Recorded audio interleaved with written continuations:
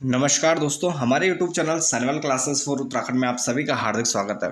दोस्तों, आज की यह जो हमारी वीडियो है तो यह उत्तराखंड के इतिहास से संबंधित कुछ महत्वपूर्ण प्रश्न हैं, तो आइए उन पर चर्चा करते हैं। तो सबसे पहला जो हमारा प्रश्न है आज का, तो यह है, उत्तराखंड में ताम्र संस्कृति की सबसे पहले खोज किसे माना जाता है। तो उत्तराखंड की जो ताम्र संस्कृति है तो उसकी सबसे पहली खोज किसे माना जाता है। चार ऑप्शन है, मलारी, थापली, देवीधुरा और बादराबाद। तो दोस्तों, ये चारों नाम आपने सुने होंगे और जो ये प्रागैतिहासिक काल है तो सभी जो ये स्थान हैं तो ये हमारे प्रागैतिहासिक आद्यऐतिहासिक काल से संबंधित है। तो यहाँ पर उत्तराखंड में जो ताम्र संस्कृत हमें प्राप्त होती है, तांबे की संस्कृत प्राप्त होती है, यानी जो ताम्र यहाँ पर जो तांबे से बने हुए चीज़ें प्राप्त होती हैं या तांबे से जो घरेलू उपयोग की चीज़ें प्राप्त होती हैं तो ये होती हैं 1953 में, यानी 1953 में बादराबाद से, हरिद्वार के निकट है और हरिद्वार जिले में स्थित है बादराबाद। तो यहाँ से यज्ञदत्त शर्मा द्वारा जब उत्खनन करवाया जाता है तो यहाँ कुछ पाषाण उपकरण भी मिलते हैं और उसके साथ साथ यहाँ पर ताम्र से संबंधित मृद भांड भी हमें, ताम्र से संबंधित जो बर्तन हैं तो वह भी हमें प्राप्त होते हैं पाषाण मृद भांडों के साथ। तो इसका डी आंसर सही हो जाएगा, बादराबाद। बाकी अगर प्रागैतिहासिक काल के सर्वप्रथम खोज की बात करें तो देवीधुरा नामक स्थान है 1856 में हिंदबुट के द्वारा यहाँ से खोज की जाती है। और मलारी महापाषाण शवादान के लिए प्रसिद्ध है, 5.2 किलो का सोने का मुखौटा भी यहाँ से मिलता है और भी अन्य यहाँ से कुतुब मिलता है जिस पर मोनाल का चित्र बना हुआ है जो राजकीय संग्रहालय वाराणसी में रखा गया है। तो इस प्रकार के यहाँ पर ये चारों जो स्थान हैं तो ये प्रागैतिहासिक काल और आद्यऐतिहासिक काल से संबंधित है। तो इसका सही आंसर डी हो जाएगा, बादराबाद से यहाँ पर जो पहली खोज प्राप्त होती है ताम्र, क्योंकि जो तांबा है तो सर्वप्रथम बादराबाद से ही यहाँ पर 1953 में प्राप्त होता है। इसके बाद अगला प्रश्न हमारा कि कालसी अभिलेख की खोज किसने की। सामान्य सा प्रश्न है। कालसी अभिलेख जानते हैं, अशोक का यहाँ पर शिलालेख प्राप्त होता है, देहरादून में स्थित है। John Forest, John William, Arthur और विकेट। तो इसका जो सही आंसर है तो इसका सही आंसर है ए, यानी जॉन फॉरेस्ट। तो यहाँ पर जो कालसी अभिलेख की खोज है तो कालसी अभिलेख की खोज 1860 में जॉन फॉरेस्ट के द्वारा की जाती है। और कालसी यहाँ पर यमुना और जहाँ टॉस नदी का संगम होता है तो डाक पत्थर और कालसी के बीच होता है। तो यहाँ पर कालसी नामक स्थान स्थित है और यहीं पर 257 ईस्वी पूर्व यहाँ पर गुप्त 257 ईस्वी पूर्व मौर्य से संबंधित जो शासक रहते हैं सम्राट अशोक, तो उनका यहाँ पर अभिलेख हमें प्राप्त होता है।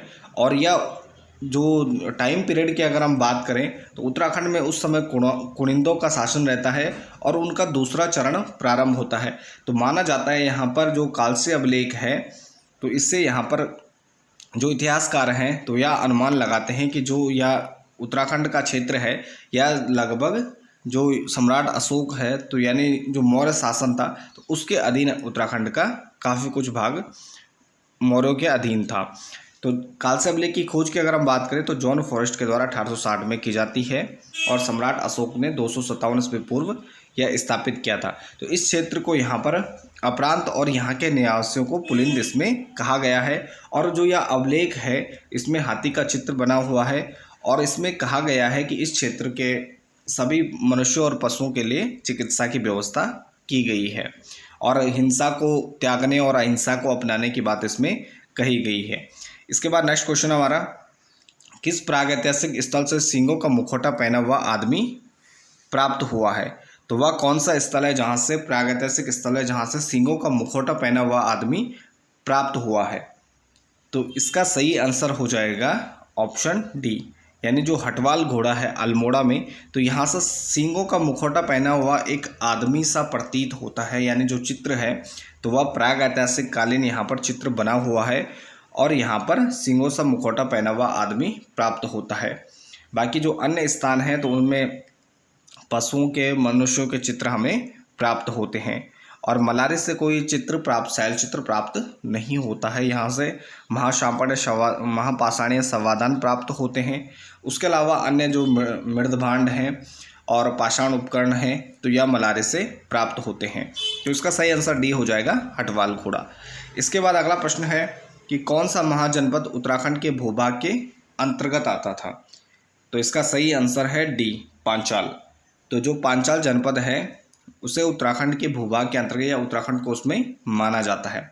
इसके बाद अगला प्रश्न हमारा कि कालसी अभिलेख में उत्तराखंड के लिए किस शब्द का प्रयोग मिलता है। तो जैसे मैंने अभी बताया, तो इसका सही आंसर है ए, यानी अपरांत शब्द यहाँ के उत्तराखंड का जो क्षेत्र है, यानी जो कालसी के आसपास का क्षेत्र है, तो उसके लिए अपरांत कहा गया है और यहाँ के निवासियों को पुलिंद कहकर संबोधित किया गया है। तो कालसी अभिलेख में अपरांत कहकर यहाँ का जो क्षेत्र है उत्तराखंड के लिए संबोधित किया गया, तो इसका सही आंसर ए हो जाएगा।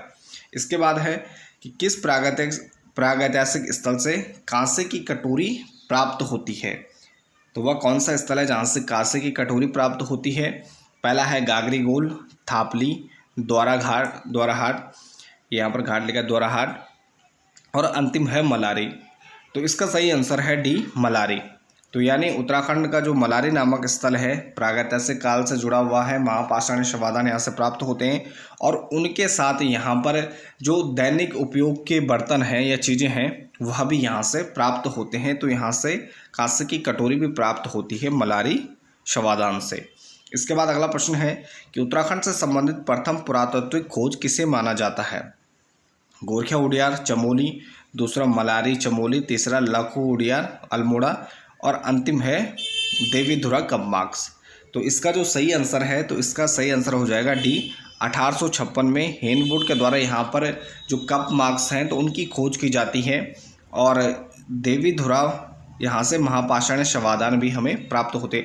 लेकिन अगर सबसे पहली पुरातात्विक खोज की अगर हम बात करें या प्रागैतिहासिक काल की बात करें तो यहाँ पर देवीधुरा के कप मार्क्सों की खोज जो हेनवुड के द्वारा की गई थी वह प्रथम खोज उसे उत्तराखंड में माना जाता है। तो 7 का डी सही आंसर हो जाएगा।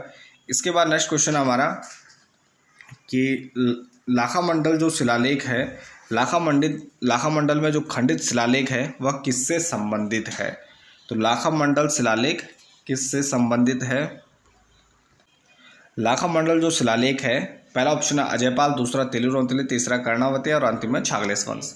तो लाखा मंडल खंडित शिलालेख की बात करें तो इसका सही आंसर हो जाएगा डी। तो यहाँ से छागलेश वंश की जानकारी हमें प्राप्त होती है। तो छागलेश वंश से संबंधित है लाखा मंडल का खंडित शिलालेख। इसके बाद अगला प्रश्न है अमोघ भूति की चांदी की मुद्राओं का भार कितना था। तो चांदी की मुद्राओं का भार कितना था, तो ये इसका सही आंसर हो जाएगा ए, 9 का ए, 31 से 38 ग्रेन। तो चांदी की जो मुद्राएं हैं 31 से 38 ग्रेन की अमोघभूति के शासनकाल में जारी की जाती हैं। और अमोघभूति यहाँ पर कुनिंद वंश का एक प्रमुख शासक रहता है, महान शासक रहता है और इसके द्वारा यहाँ पर रजत यानी चांदी और ताम्र मुद्राएं जारी की जाती हैं। तो इसका जो वजन है चांदी की मुद्राओं का वह 31 से 38 ग्रेन के बीच था। इसके बाद अगला प्रश्न है कि कुनिंद वंश से संबंधित सबसे महत्वपूर्ण प्रमाण क्या है। तो पहला ऑप्शन मुद्राएं, दूसरा ताम्र उपकरण, तीसरा अभिलेख और अंतिम है धार्मिक साहित्य। तो इसका सही आंसर हो जाएगा ए। तो कुनिंदों का जो अधिकतर इतिहास है वह मुद्राओं पर ही लिखा गया है। तो यहाँ पर कुनिंद वंश से संबंधित सबसे महत्वपूर्ण जो प्रमाण क्या है, इसकी मुद्राएं हैं। तो इसका सही आंसर ए हो जाएगा। तो इसका सही आंसर ए हो जाएगा, मुद्राएं। और कुनिंद वंश उत्तराखंड का प्रथम ऐतिहासिक राजवंश भी है और इसमें जो अमोघभूति शासक है या प्रमुख शासक रहता है जिसका जो शासन था वह पश्चिम यानी जो हिमाचल वाला भूक्षेत्र है। तो इसमें हिमाचल का कुछ भाग, सतलज नदी का जो पश्चिमी भाग है वह भी अमोघभूति के शासनकाल में यहाँ पर अमोघभूति के राज में यानी जो उसका राज्य था तो उसके अंतर्गत शामिल होता है। तो फिलहाल उत्तराखंड के इतिहास के ये कुछ प्रश्न थे। तो फिलहाल की वीडियो में इतना ही, बाकी मिलते हैं एक नेक्स्ट टॉपिक के साथ। तो इसके साथ इस वीडियो को यहीं पर समाप्त करते हैं। बाकी आप बने रहें सैनवाल क्लासेस के साथ। धन्यवाद।